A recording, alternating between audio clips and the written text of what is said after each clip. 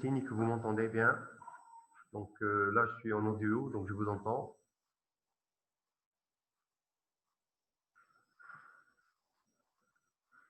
Ok. Bonjour, bonjour, bonjour, monsieur. D'accord.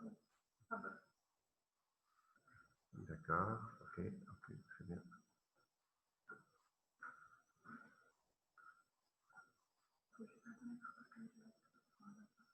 Très bien. Est-ce que vous me voyez aussi?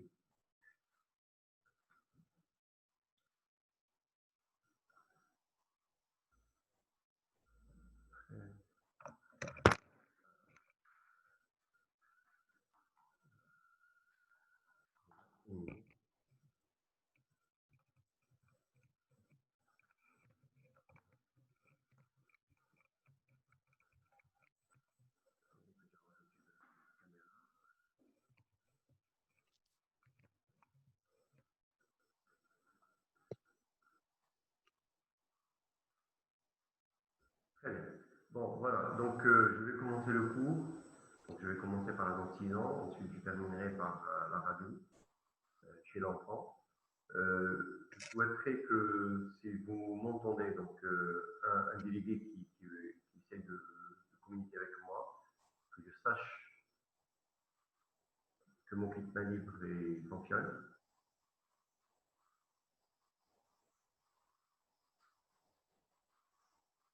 Si vous m'entendez, répondez-moi. S'il y a quelqu'un qui a un kit main libre, qui me répond au moins que j'entends. Attendez.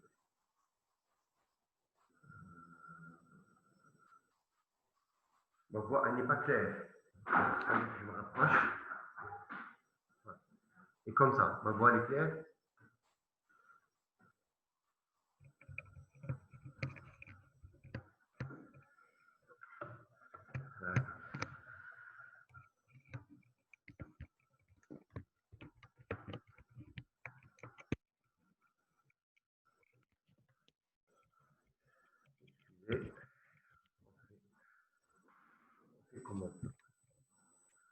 Et comme ça, ma voix, elle est claire.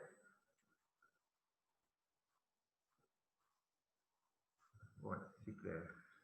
C'est clair pour tout le monde? Je peux commencer? Vous pouvez parler si vous avez un micro devant vous, que je puisse vous entendre.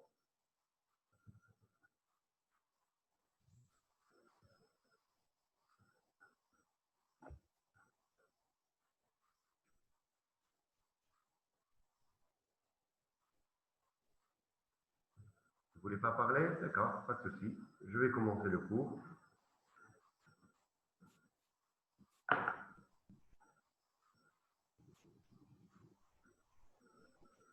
Donc, le premier cours, c'est la première molaire parlante chez l'enfant.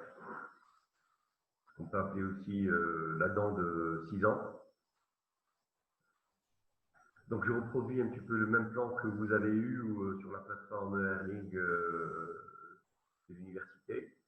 Donc, on va faire des rappels sur la première molaire. On va plus parler un petit peu de la pathologie carieuse, mais surtout, je vais axer la présentation sur les thérapeutiques, surtout les thérapeutiques préventives.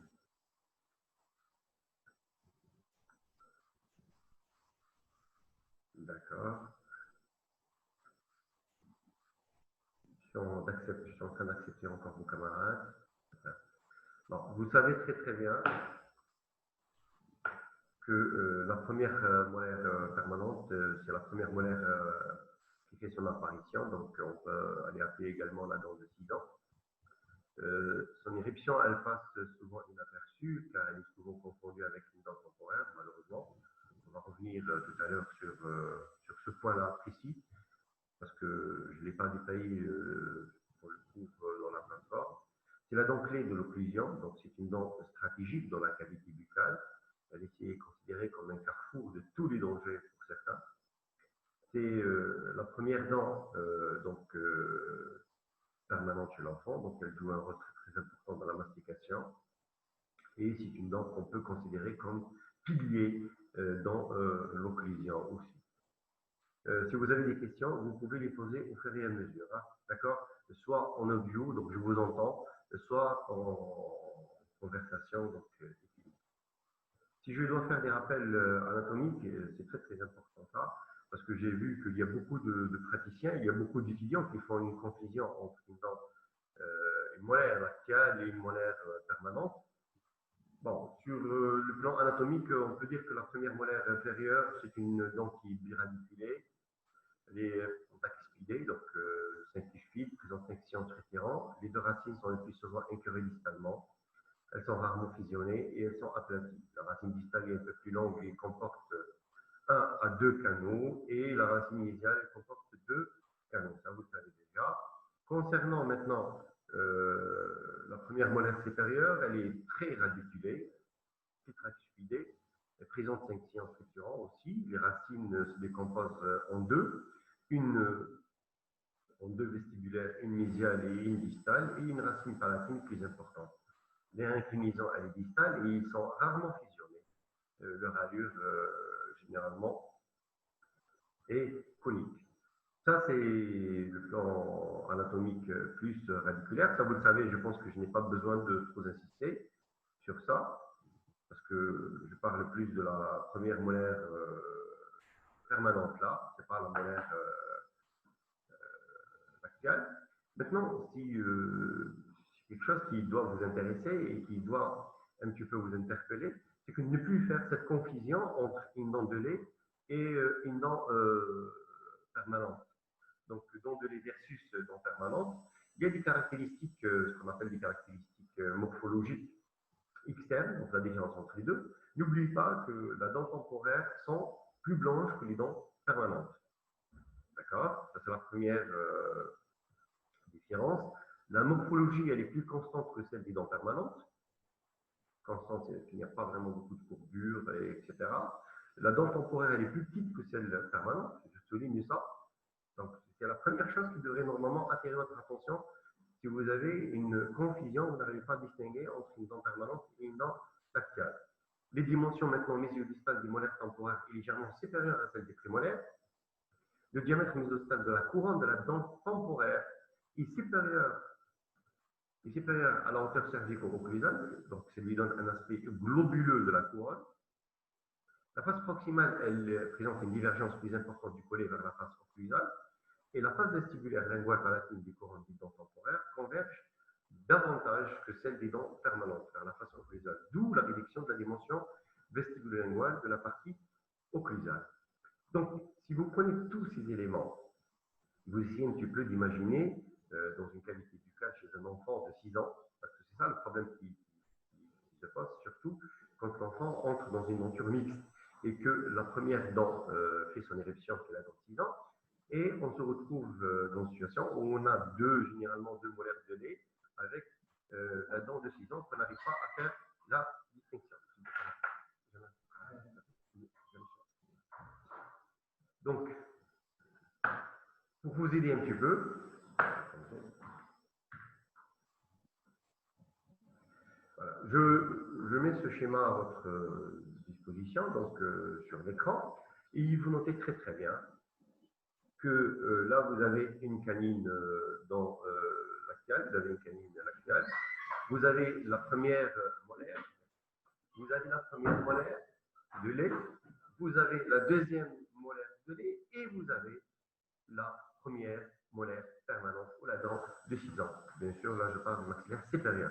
Donc vous notez très très bien la différence, que ce soit sur le plan d'abord coloration, que ce soit sur le plan volume, diamètre, taille, situation cuspidienne, ce que vous voulez. Donc la différence, elle est nette. C'est-à-dire si je dois mettre cette dent et cette dent, vous ne pouvez en aucun cas penser que ça, c'est la deuxième molaire, d'accord? Chose qui c'est faux, c'est pas logique de le penser. Et deux, aussi de croire que ça, et ça, ça c'est la première prémolaire, et ça, c'est la deuxième prémolaire. Donc, faites cette distinction, s'il vous plaît, entre la molaire, une molaire de lait et une molaire permanente. C'est très, très important, parce que, comme on l'a dit au cours, que la dent temporaire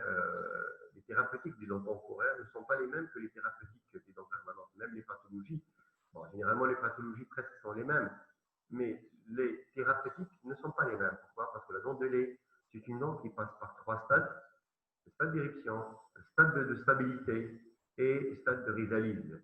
Et comme on vous l'a sûrement mentionné dans beaucoup en présentiel, que pour chaque stade, ça lui correspond, pour la même pathologie, ça lui correspond une thérapeutique différente. Je ne sais pas ce que vous avez compris. C'est-à-dire que si je prends une pulpite, par exemple, pathologie pulpaire, pour le stade 1, la thérapeutique, elle n'est pas la même qu'au stade 2 et elle n'est pas la même qu'au stade 3, parce qu'il y a quand même une évolution continue pendant la vie de la dent lactiale. Par contre, pour une dent permanente, effectivement, la dent permanente, elle passe par 2 stades, donc un stade de maturité et un stade de maturité. Et c'est vrai que les pathologies sont les mêmes, peuvent avoir les mêmes pathologies, mais les thérapeutiques diffèrent. Seulement que le deuxième stade de maturité pour la dent permanente, la dent de 6 ans, c'est un stade qui va durer toute la vie. À l'inverse d'une dent permanente. Attendez, monsieur, on ne vous entend pas bien. D'accord. Votre voix n'est pas claire.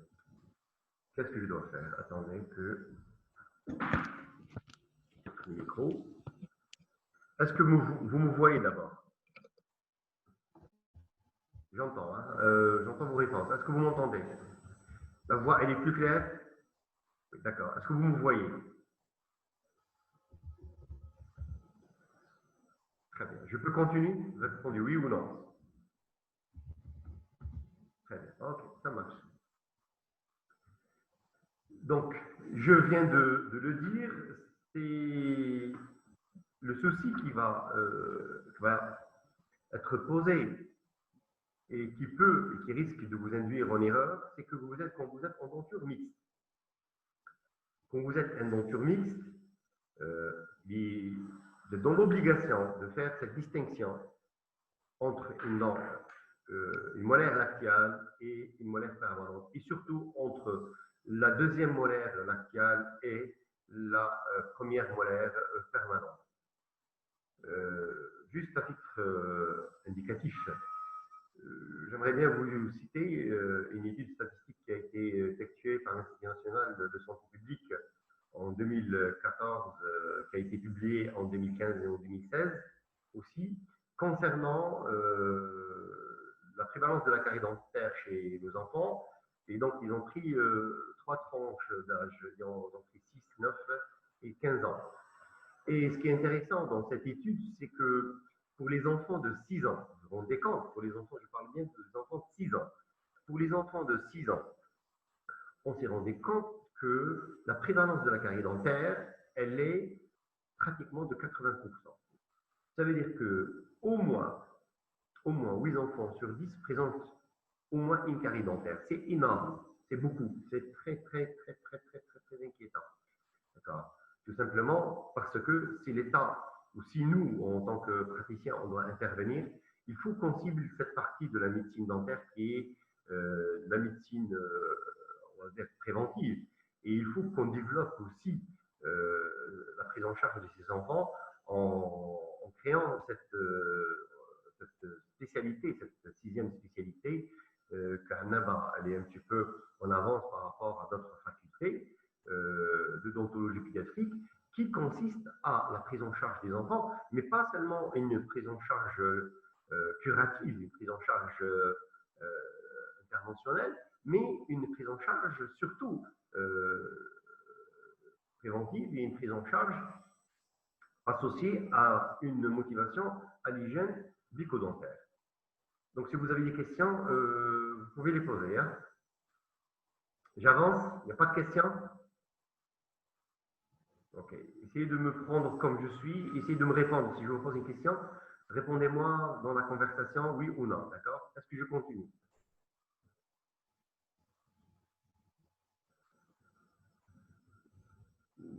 D'accord. Pourquoi la dent temporaire? J'ai une question. Je ne sais pas d'abord, est-ce que vous voyez avec moi la conversation, mais je vais vous lire quand même la question. Pourquoi la dent temporaire est plus blanche? Tout simplement, parce que tout à l'heure, j'ai donné des différences anatomiques. Maintenant, si vous voulez aller en différence histologique, vous allez voir que la dent temporaire, elle présente un émail qui est la constitution histologique de l'émail. Elle n'est pas la même que la constitution de l'émail de la dent temporaire.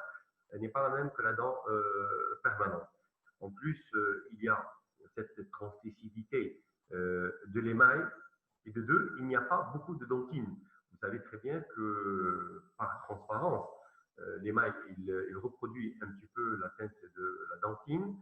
Et s'il n'y a pas beaucoup de dentine, donc automatiquement, l'émail va être plus clair. Grosso modo, je ne vais pas rentrer trop dans les détails, mais ce que vous avez besoin le plus pour le moment, en quatrième année, parce que vous allez avoir des cours en cinquième année d'odontologie pédiatrique, et c'est là où on va entrer dans les détails, ce que vous avez besoin maintenant, c'est d'abord de faire cette distinction entre une molaire de lait, d'accord, une molaire lactiale, et la deuxième surtout molaire lactiale et la dent de 6 ans.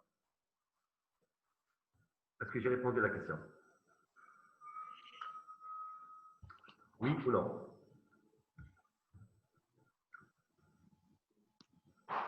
D'accord, ok, ça marche, je continue. Je vais admettre encore vos camarades.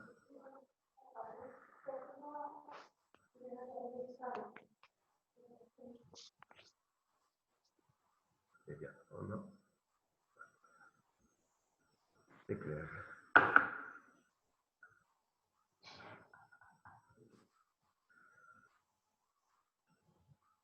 D'accord. Donc, quand on parle de pathologie carieuse, on va vous dire que la dent lactiale, enfin plutôt la dent permanente ou la dent de 6 ans, la première molaire permanente, elle est vulnérable. Il y a une certaine vulnérabilité parce que c'est une dent. Généralement, le souci que vous allez avoir, qu'on a actuellement avec cette dent, c'est que quand les parents viennent en consultation, généralement, ils pensent que c'est une dent lactiale. C'est une dent qui est très vulnérable, donc c'est une dent qui se carie très rapidement. Tout à l'heure, je vous ai donné des statistiques où je vous ai dit qu'en denture mixte, à l'âge de 6 ans, il a une prévalence qui avoisine de 80%. C'est-à-dire que généralement, c'est une dent qui est très susceptible d'être cariée. À cause de quoi? À cause de cette vulnérabilité précoce.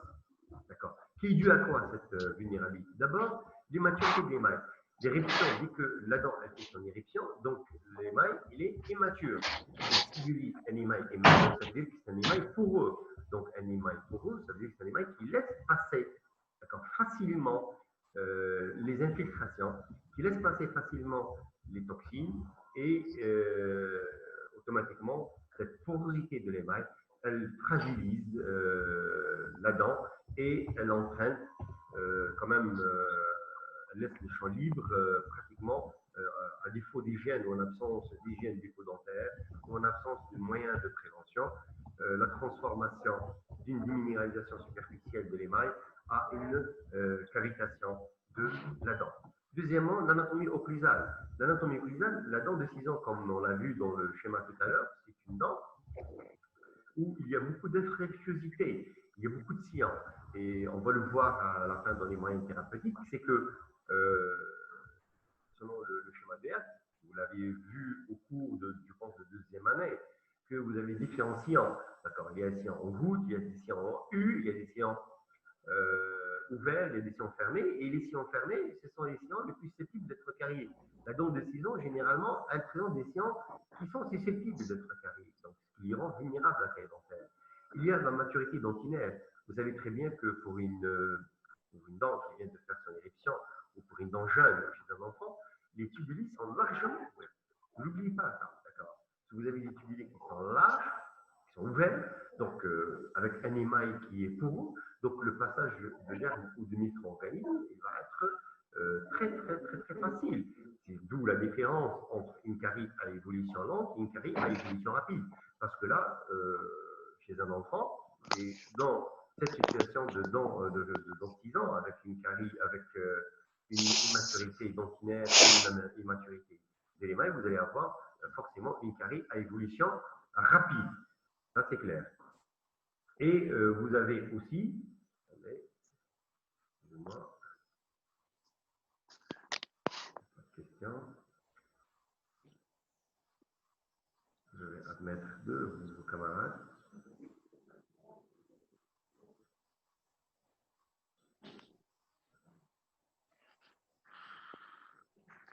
Très bien. Et vous avez aussi l'immaturité pulpaire. Quand on parle d'immaturité pulpaire, c'est que si vous regardez très bien une radio d'une dent une molaire permanente ou la première molaire permanente, radiologiquement, vous allez avoir une dent avec une pulpe qui est vraiment volumineuse. D'accord. Une pulpe qui est vraiment volumineuse. Cette pulpe qui est vraiment volumineuse avec des cornes de pulpaire qui sont assez volumineuses, ce qui pose problème dans ce genre de situation, c'est que c'est une pulpe qui est à proximité d'abord d'une dentine qui est immature, d'une part, et il y a aussi, rajouté à cela, l'immaturité de la dent elle-même, ou cette immaturité pulpaire, c'est que la dent, elle a un apex qui est ouvert, ce qu'on appelle les stades de Nola. Et une dent qui est immature, elle présente un potentiel de réparation qui n'est pas aussi performant qu'une dent mature. D'une part. Et d'autre part, aussi, si vous avez un processus carieux au niveau d'une dent immature, ou la première, si on parle de la première molaire permanente, vous allez avoir une évolution qui est rapide, une sensibilité amoindrie, donc le patient ou l'enfant ne va pas vraiment sentir une sensibilité très très importante. Pourquoi? Parce que vous avez des apex qui sont ouverts, donc l'artère ouvert, il va y avoir un drainage qui va se faire systématiquement. Et de trois, il y a quand même aussi une immaturité du parodonte. Tous ces paramètres, cette immaturité de l'émail, cette anatomie occlusale, cette immaturité dentinaire, cette immaturité pulpaire, donnent cette vulnérabilité précoce des premières molaires permanentes et expose cette dent à des caries qui évoluent très très rapidement, un sérieux qui va s'installer rapidement et qui, sans traitement surtout préventif, donc ça va évoluer vers la pulpe et nous donner des pathologies assez graves pour la première molaire permanente. Il n'y a pas de questions, je continue.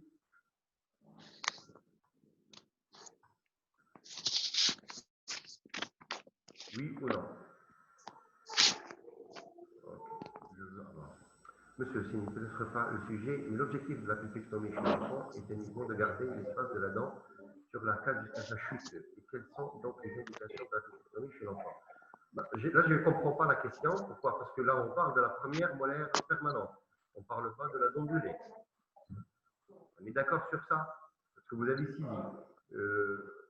Je ne parle pas de la première, je ne parle pas de la molaire lactéale. Je parle de la première molaire permanente. Et en aucun cas, on fait une pulpectomie chez un enfant ou on fait une pulpectomie pour la dent de 6 ans ou la première molaire permanente dans un but, je dis bien, dans un but, d'accord, de l'extraire après ou de maintenir un espace.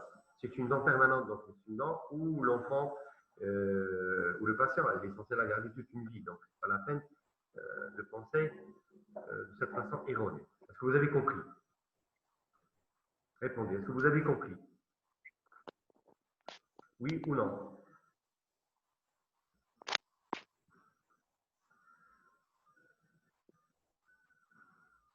Donc là, j'ai deux réponses, non et oui. Pour le oui, merci monsieur, bon c'est clair, c'était oui. Pour le non, votre camarade me pose la question, est-ce que je fais une pulpectomie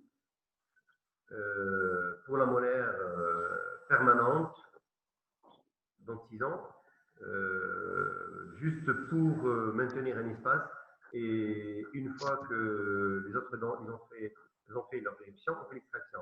Je viens de lui expliquer que cette question, elle ne peut concerner les dents permanentes. C'est une question qu'on peut la poser que pour les dents lactéales. Et l'intitulé du cours d'aujourd'hui, c'est la première molaire permanente, ou la dent de 6 ans. Je pense que ce n'est pas notre sujet. Effectivement, pour une dent lactéale, on fait tout pour la maintenir dans l'alignement, pour garder l'espace et favoriser l'éruption de la dent permanente pour ne pas avoir de chevauchement. Mais cette question ne se pose même pas pour une dent permanente, parce que la dent permanente, c'est une dent qu'on est censé garder toute une vie. D'accord. Par contre, si vous voulez parler de la pulpectomie chez l'enfant, ça ne se dit pas comme ça. On ne parle pas de pulpectomie chez l'enfant. On peut pas. C'est impropre comme terminologie. On peut parler d'une pulpectomie d'une dent lactéale ou une pulpectomie d'une dent permanente. Et dans la dent permanente, on va parler d'une pulpectomie d'une dent permanente immature ou d'une pulpectomie d'une dent permanente immature. Comme on peut parler d'une pulpectomie d'une dent lactéale au stade 1, une pulpectomie d'une dent lactéale au stade 2 et une pulpectomie d'une dent lactéale au stade 3. Parce que pour chaque pulpectomie de dent lactéale, pour les 3 stades, il y a une thérapeutique appropriée, d'accord? Et la même chose pour les dents permanentes. Vous avez la dent permanente immature ou si vous dites une pulpectomie, ça veut dire que vous parlez d'apexogenèse, d'accord, qui est une thérapeutique différente d'une pulpectomie conventionnelle, c'est-à-dire une pulpectomie chez une dent permanente mature, d'accord, où vous faites l'extirpation complète radiculaire et ensuite vous faites une obturation canalaire, le problème réglé. Mais quand la dent elle est immature, quand vous faites une pulpectomie pour une dent immature, l'objectif c'est de laisser, donc c'est une intervention qui consiste de laisser en place une partie de la pulpe, je résume un petit peu, une partie de la pulpe, d'accord. Le but de ça, c'est que cette partie ou cette pulpe résiduelle, c'est elle qui va continuer la différenciation ou l'édification radiculaire. Donc, jusqu'à l'installation de la jonction sémanto-dentaire. J'espère que j'ai répondu à la question. Oui ou non? C'est clair, merci. C'est un peu flou avant. Maintenant, donc, ce n'est plus flou. Ça marche. OK. Donc,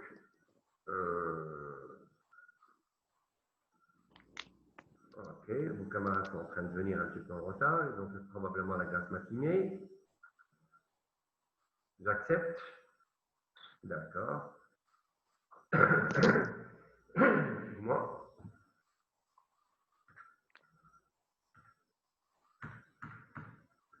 Je passe la diapo.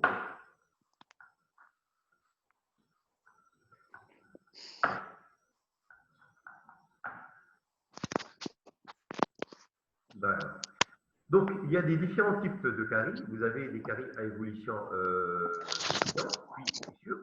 Généralement, c'est la carie la plus fréquente.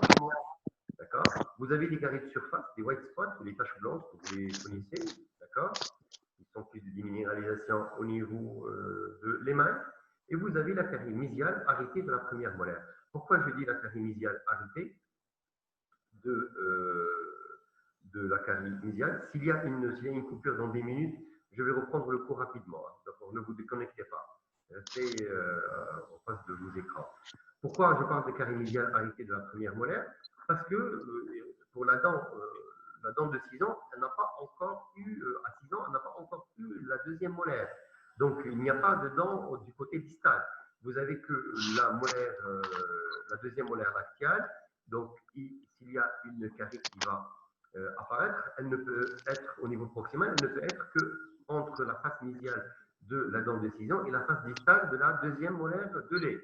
Et pourquoi on parle de carie arrêtée? Parce que généralement, la dent de lait, la deuxième molaire, elle va faire sa chute. Donc, il va y avoir quand même plus d'espace de contact, de points de contact. Et cette zone, elle va être facilement accessible au brossage physiologique dans la cavité et aussi accessible au brossage quotidien avec une brosse à dents. Donc, je ne vais pas revenir sur les pathologies parce que c'est un cours à part. Je vais plus parler des thérapeutiques. Dans les thérapeutiques conservatrices, je vais insister sur un point. C'est un point, pourquoi j'insiste sur ce point? Bon, bien sûr, mis à part ces techniques de fluor, etc., et d'hygiène bucco-dentaire, on va revoir ça en 6e année, mais j'insiste sur la thérapeutique préventive pour la dent de 6 ans, parce que parmi ces thérapeutiques, il y a une technique qui est très intéressante, qui est qu'on pratique actuellement à la clinique dentaire Elisa au niveau du service de consultation et d'imagerie dentaire, là où se passent les travaux pratiques des étudiants de 6e année concernant le module de l'odontologie pédiatrique. Vous savez très bien que les 5e années, cette année, ils ont pris en charge les enfants en odontologie pédiatrique. Ils n'ont pas de prise en charge. Donc, c'était une prise en charge d'abord dans un esprit de conservation. Et dans cet esprit de conservation, il y a eu des thérapeutiques préventives et il y a eu aussi des thérapeutiques curatives. Mais ce qui m'intéresse le plus, c'est des thérapeutiques préventives. Et ce qui m'intéresse le plus aussi, c'est le scellement des sillons et des fossettes. Donc, notez très bien que l'action préventive doit porter sur plusieurs de ces facteurs. Soit c'est l'action sur l'alimentation, c'est clair. Soit c'est l'hygiène bucco-dentaire adaptée. Ça, il faut faire un travail avec l'enfant et avec les parents. Renforcement par rapport du fluor. Là, il faut voir le cours du fluor de deuxième année. Et le dernier point que je vais détailler aujourd'hui, c'est le scellement prophylactique, voire aussi le cours du silence que vous avez fait, que je pense que c'est moi qui vous ai fait ce cours en deuxième année. Même chose pour le cours du fluor. Attendez, j'ai une question. On va voir la question. J'ai pas bien compris le troisième point. Quel point? Le troisième point. Quel troisième point, s'il vous plaît?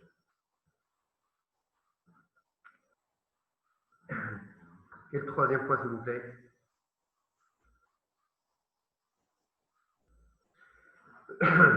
Bon, je vais revenir vers vous. D'accord. Je n'ai pas bien compris. Troisième point, carie de côté médial. Ok, la carie du côté médial, c'est la carie qui siège au niveau de la face médiale de la première molaire de lait, permanente, plutôt, la dent de 6 ans. Pourquoi je ne parle pas de la carie distale, de la dent de 6 ans? Parce que la dent de 6 ans, quand elle fait son éruption, c'est la première dent permanente, il n'y a pas une deuxième molaire permanente. La deuxième molaire permanente, elle fait son éruption à l'âge de 12 ans. Donc, il n'y a pas vraiment de risque d'apparition d'une carie du côté distal. Le risque, c'est l'apparition d'une carie du côté médial. Médial parce qu'il y a la deuxième molaire de lait. Donc, vous avez la première molaire de lait, vous avez, si je reviens un petit peu vers le schéma, voilà. Vous avez, là, si vous voyez très bien, donc je parle de cette face, la face médiale de la première molaire permanente. Là, vous n'avez pas de dents, donc vous n'avez pas la deuxième molaire. Il y a très peu de risque d'apparition de caries, parce que c'est une zone qui est accessible à la rigueur au brossage physiologique. Mais là, par contre, la face médiale, vous avez un contact de face dentaire entre la première molaire permanente et la deuxième molaire lactiale. Donc, la face médiale de la première molaire permanente, c'est la face la plus vulnérable pour l'apparition de la carie. Il peut y avoir facilement apparition d'une carie à ce niveau-là, mais cette carie, généralement, elle est maîtrisée. Pourquoi elle est maîtrisée? Parce que la deuxième molaire, elle va faire sa chute une fois que l'espace est libéré. Donc, cette région, elle va être accessible au brossage physiologique, le bol alimentaire, la langue, et ainsi de suite, ou le flux salivaire. Et deuxièmement, au brossage mécanique que l'enfant il va pratiquer. C'est ça le troisième point de l'explication. Est-ce que vous avez compris? Très bien, vous avez bien compris. Tant mieux pour vous. Ok, on avance. Maintenant, je vais parler plus du seulement prophylactique. Voilà. Je prends un enfant. Donc là, c'est un patient qui s'est présenté dans un TP d'odontologie pédiatrique, donc au service d'odontologie pédiatrique, les cliniques dentaires ELISA. On détecte là, il est en denture mixte. On le voit en haut, d'accord? Ce que vous voyez là, ce sont les prémolaires, ce ne sont pas des molaires de lait, d'accord? Là, la première, la dent de 6 ans, d'accord? Je vois la carie dentaire. J'utilise un système de détection de carie précoce, ce qu'on appelle le diagnodent. On a vu aussi, je pense, en deuxième année, et on aura l'occasion, j'aurai l'occasion de vous en parler en cinquième année, d'accord? Parce que c'est l'un des moyens de détection de la carie dentaire par rapport aux moyens conventionnels que vous avez l'habitude d'utiliser, la sonde, la radio et ainsi de suite. Donc là, le diagnodent ne confirme qu'il y a un risque de carie individuelle élevé chez l'enfant. Donc je parle bien de risque de carie, de RCI élevé cet enfant. L'indication de pose de seulement prophylactique, elle a été acceptée. D'accord? Qu'est-ce qu'on fait? Vous avez deux façons de faire. Vous avez la première façon, soit vous isolez votre champ opératoire avec des boulettes de coton, soit vous pouvez mettre la bille. Bon, moi j'ai préféré pour les étudiants de faire la démonstration, parce que ça c'est une démonstration pour les étudiants de cinquième année à la clinique, au service d'OP, enfin là où ils font les TP dopés, service de consultation imagerie dentaire. Donc, j'applique d'abord l'acide sur la surface occlusale, donc c'est le même protocole. Vous voyez l'acide, je laisse agir l'acide sur la surface occlusale pendant 30 secondes. Rinçage, j'assèche, vous voyez cet aspect, l'aspect crayeux de l'émail, qui est la preuve qu'il y a eu une déminéralisation. Et là, je n'applique pas d'adhésif. Quand je veux faire un fissure saliente, un scellement prophylactique, j'applique pas d'adhésif. D'accord? Je place directement mon scellement, d'accord? Mon scellent, donc je le place au niveau des scients et au niveau des fossettes. Je polymérise. C'est un produit qui est conçu spécialement pour le scellement prophylactique des scients et des fossettes. Deux, c'est un produit qui est fluoré. Donc n'oubliez pas, donc c'est un produit qui est un petit, possède une propriété de largage de fluor besoin, d'accord? Donc il possède des propriétés très intéressantes. Ensuite, je regarde un petit peu l'occlusion, je corrige l'occlusion, je corrige mon occlusion, donc je pars de ça et je peux avoir à la fin ça. Vous voyez très bien sur cette photo, d'accord, que mon scellent ou mon produit de scellement des fissures et sillons, il comble la totalité des sillons. Et comme ça, vous avez, de cette façon, vous avez protégé les zones vulnérables de votre dent. Ça va se couper dans 30 secondes, d'accord? Donc, je vais juste revenir. Il me reste que la conclusion. Attendez. Voilà. L'odontologie pédiatrique actuelle donc, est tout à fait armée pour offrir à nos enfants des bouches pratiquement exemptes de lésions carieuses avec une denture harmonieusement implantée, à charge pour les parents d'inculquer donc de simples principes d'hygiène et de ne pas attendre la survenue d'un problème pour consulter. Donc voilà, j'ai un petit peu fait le tour de la question. Donc j'ai une question. Les scellements uniquement sur la dent de 6 ans encore immature. Non, le scellement, on peut le faire pour les dents permanentes matures et pour les dents permanentes immatures. On peut le faire pour les dents de 6 ans, enfin la première molaire, la deuxième molaire permanente et les prémolaires aussi. On peut le faire aussi pour les dents lactiales si l'indication elle est posée. Est-ce qu'il est renouvelable cette application ou elle va durer longtemps?